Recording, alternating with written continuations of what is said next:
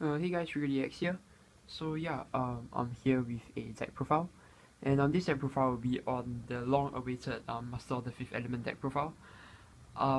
Yeah, I know I told you guys that I'll post this like 3 or so months ago, but yeah, after kind of like finalizing the deck list and playing around with this deck, I am finally here with uh a preferred version of Master of the Fifth Element.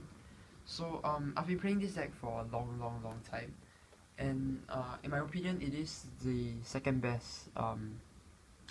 deck, second best build in Dark Irregulars. Of course behind Amon. But that is mainly because Amon actually has support like 12k attackers and such. So yeah, without further ado, let's get to the profile. Um, Firstly, for starters, we play Greedy Hand. So Greedy Hand skill is basically when you write a grade 1 sort of it, it moves to the back, or any other regard circles. Second skill is Counterblast 1, put this unit to the soul, and look into your deck, search for a grade 2 or less regard, and soul charge it. So Greedy Hand basically helps you to soul charge 2, as well as giving you a specific card of your choice from your deck into your soul. In that case, Greedy Hand is 6 plus 6k for the MVP, Doreen on the deck, but I'll go into more. I'll elaborate more later. For starters, I actually tried another 2 starters, both of them being the other 2 cards that were released in BT12. So both of them have different skills, but are similar in a sense. For him, if you have 6 or more cards in your soul and your attack, and when you boost the regard, boost the Vanguard, I think, or just boost the Dark Irregulars unit, you can draw a card. Put it into soul, yes. This guy, if you boost a Lady Break for Regard or Vanguard, and if the attack hits, you can put it into soul. I tried both of them, but Greedy Hand, in my opinion, is still he's still a much better starting Vanguard. But both of them are good choices. Him for pressure, him for the ability to draw easily. So, but yeah, of course, the 5k booster is much nicer. And yeah, Greedy Hand is 5k, so yeah, he does work quite well. Next up to the grade 3s, we play 4 Master of the Fifth Element. Master of the Fifth Element is the key, is the main boss Vanguard of the deck. His skill, if you guys don't know, is Lay Break 4. If you have 10 or more, so all of your Dark Irregulars units get plus 3k. And his second skill is Counterblast 1. When this unit attack hits an opponent's Vanguard, you get to soul charge 3. This card is really good. For those of you who played Angel Feathers Zerashil, it's basically a stronger version of her. And the only weakness is that it has a 10k body, which is kind of sad. If it was 11k, I presume it would have been a meta deck during the BT12 period. But yeah, Master of Fifth Element itself, basically it gives a plus to all of your regards, including himself. So if you have 10 or more, so it essentially provides a 18k boost to your whole field. So it's 3k, 6k per column, and it just helps to boost everything. Even if you have triggers in the front, it's probably at 8k now. So yeah, it does work very well. His second skill is more for consistency, so it does help you to reach that 10 soul mark much easier.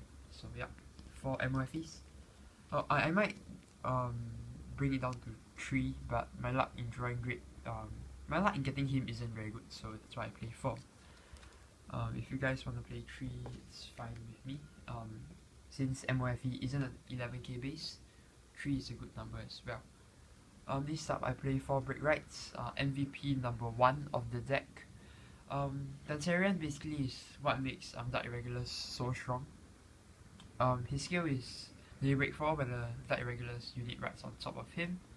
So when when he rides on top of him. The Vanguard gets plus 10k and choose 3 units and it gets a skill plus 1k for each unit you have in your soul. So yeah, his second skill is when this unit attacks a Vanguard, you may soul charge 1 and get plus 1k. So he attacks for 12, and his brake ride skill is really good. Let's say you plan everything out nicely, and when you reach MOFE stage, you get you have 10 soul.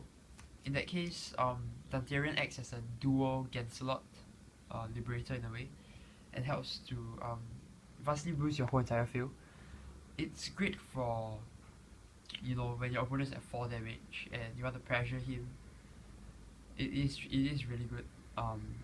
Yeah, and Dantarian actually works when you ride him on top of each other. So yeah, so it is a really good brake ride. So that's it for grade 3s.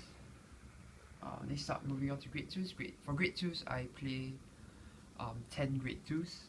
I'm actually bump it up to 11 and such, but it's working pretty fine for me at the current moment. Firstly, basically every single grade 2 here is a tech choice, I would say. Because I do run pretty strange grade 2s. Firstly, I play 2 Emblem Masters. What? Only 2? Yes, I only play 2 Emblem Masters.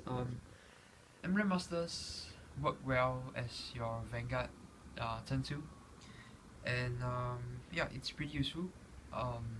But in the rear guard and during late games, your opponent won't usually let it hit, so it kind of defeats the purpose. But soul charging 3 for 1 counter blast is a pretty good it's a pretty good skill, so that's why I play 2. I might bump him up to 3 because of his usefulness, but currently 2 is working well for me. Next off, I play another tech choice. I play 2 Grim the Reapers. In the current meta, there are some clans with very irritating rearguards, so especially grade 0. So Grim the Reaper does help you to clear them. And in this deck, you don't really use Counter Blast that often. So yeah, 2 isn't really a issue. And I only play 2 Grim the Reapers because, you know, after its skill goes off, it's kind of useless, so yeah. Next up is an interesting choice that I believe most of you don't play.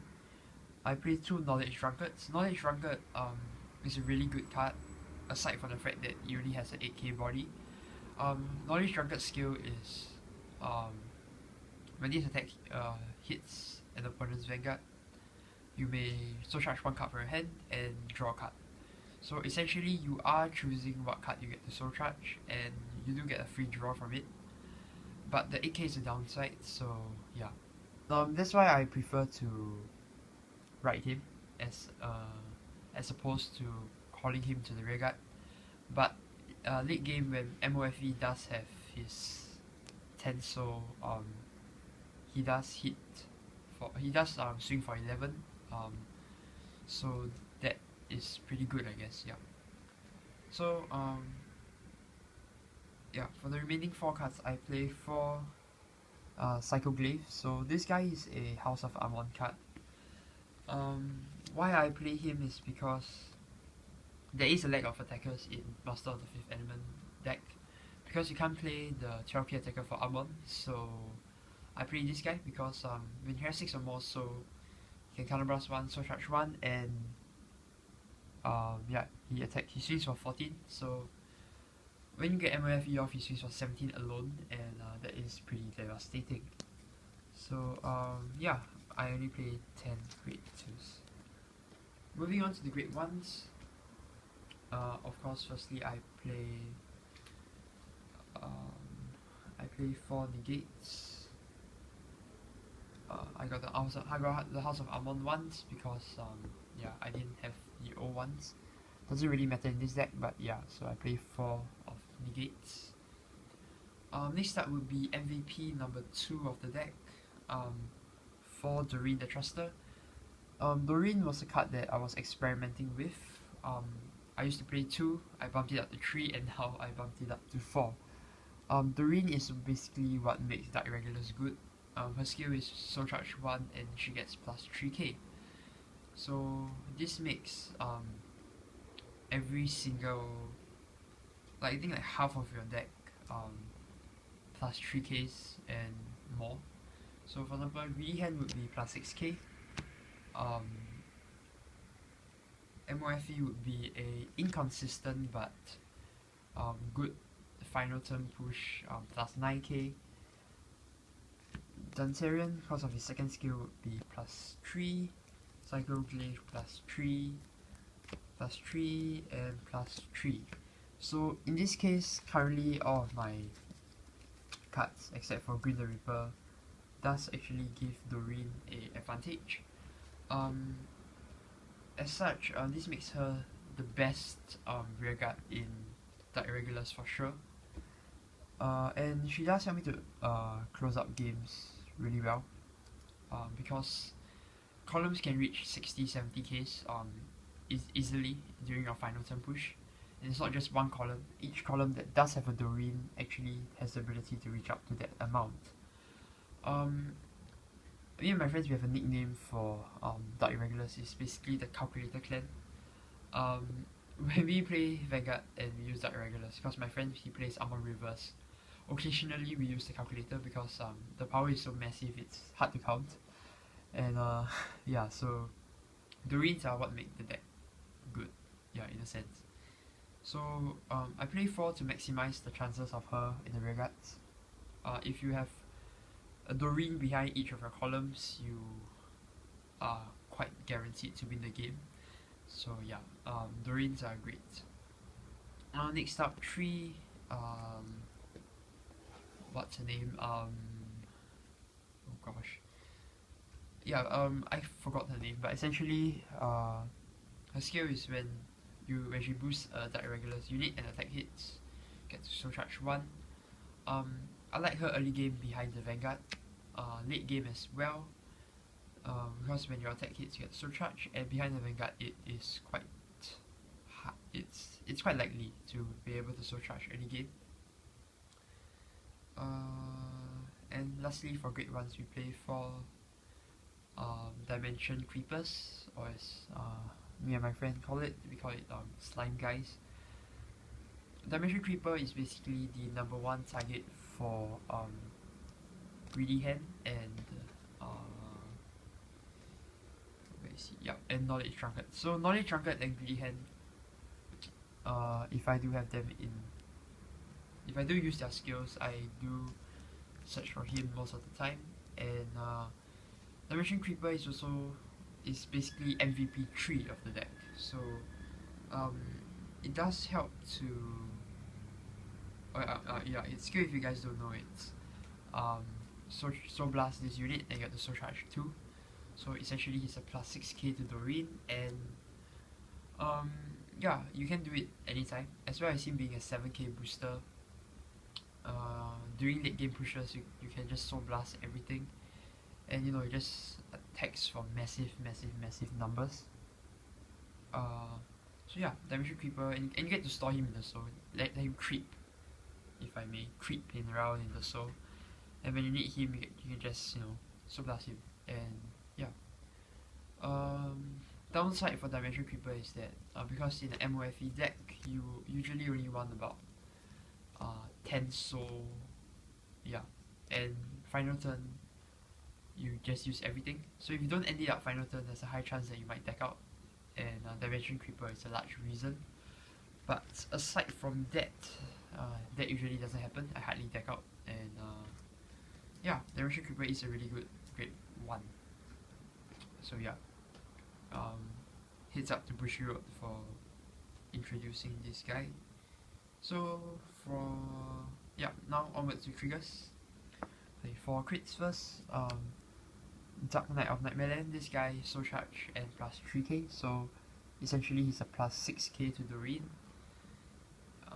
2 more crits and another 2. Play 8 crits on 3 different kinds just to scare my opponent into thinking that I play 12 crits. But yeah, 12 crits in this deck isn't really consistent. Next up, I play for draws, specifically Hysteric Shirley. Hysteric Shirley is her skill is soul charge her, and you get to soul charge another one, so she is a plus 6k to Doreen. Yeah, final game is good to have her. Actually, for her being just a 5k guardian, but yet being able to plus 6k to Doreen, most of the time, even if it's not final turn, I do use her to boost. I mean I do use her to for a skill, and sometimes I call her out to boost first, and later in the game soul charge her. So yeah, she is quite consistent. And lastly, for heals, in this deck I have actually tried to play stance. So yeah, for Dark Queen of Nightmare Land, I believe. Her skill is pretty interesting. I believe it's the same as Rainbow Magician. When she boosts a rear guard, you get to soul charge 1. Stand triggers in this deck are particularly useful during the turn where you when you have 10 or more so, and you're in Master of the 5th Element form already. So during then, yeah, she is really useful, but I tend to get stand triggers early in the game, so which kind of defeats the purpose. Yeah, so basically how I would play this deck, of course starting with your grid ones. Ideal right targets in this deck would be, of course, Dimension Creepers, to ensure that you have at least one in the soul. So right him, call him back. If you do have a I keep forgetting her name, but yeah, if you do have her, it's good to call her in the rear guard. Yeah, then you swing or whatever, and then next turn, next turn for grid, the ideal right target would be either Emblem Master or Knowledge Drunkard. Knowledge Drunkard would be my preferred one, especially if you have a Dimension Creeper in the soul. So for example, you swing, if attack hits, you soul charge another Dimension Creeper for her hand, and you soul charge for her. So yeah, she is good early game, especially since your opponent is prone to taking it. Okay, next up would be grade 3s, of course. Oops, where's my Dantarian? Yeah. King of Mars, Knight of Mars, whatever his name is, I forgot. So yeah, Dantarian. Essentially, he soul charges 1, and he attacks for 12. In this case, I tend to have a Doreen on the field. So my other column would probably be like Doreen and maybe let's say MOFE or something. So yeah, this column over here swings for 19 because of this, and if Dantarian does hit, you soul charge another one, and it swings for 22, which is pretty good because Doreen itself swings for 12. So yeah, it's pretty OP. And yeah, so basically in this deck I like to have her behind. So usually if you start first, you can get about 3 soul from her, and after that you just replace her with a Doreen. Ideal cards in the soul is usually 10, but during final turn pushes I can just soul charge everything, and usually sometimes it reaches, my soul reaches up to like 20 or something, because of all the cards like oh my gosh, I can't find anything. Yeah, Greedy Hand, Psychoglyph as well during late games, Storage Shirley's, yeah, all these guys, and yeah, even the slime guys, which I just soul blast and soul charge. So if I don't end them this final turn, I'm likely prone to decking out instead of losing. Instead of losing to my opponent, I usually tend to deck out instead of that. But it hardly ever happens, and this deck is pretty consistent. So yep, that's why I like MOFE. Yeah, so if you guys have any questions or anything with regards to MOFE, do give me a comment or PM me or something. Yeah, this deck, even though it's my favorite personal deck, it is up for sale. Um, Basically, for you guys who are wondering what this is sleeved in, um, I have a first layer transparent sleeve. So yeah, transparent sleeve. Second layer Hatsune Miku sleeves. Why Hatsune Miku? Because I just actually had them recently. And a third layer transparent sleeves. Currently, if you're watching this video close to the date that I uploaded, these sleeves haven't been used at all. They are new. I mean the third layer. The Hatsune Miku sleeves are actually second hand, but the condition isn't that bad. As for the price, you guys can just give me an offer. I am selling this deck quite cheaply, I would say. If your offer is reasonable, I will probably say yes. And there goes my deck. Ouch. Basically, this deck comes as well with one of her. I have another of her. 3 Armor boosters. 4 stand triggers. 2 crits. 4 draws and 2 of the starters for you guys to play around with. And yeah, so that concludes my video. Thanks for watching. I know it's been quite long, but I do have a lot of things to talk about this deck, especially. So yeah, guys, thanks for watching. Subscribe, like, favorite, and yeah, bye.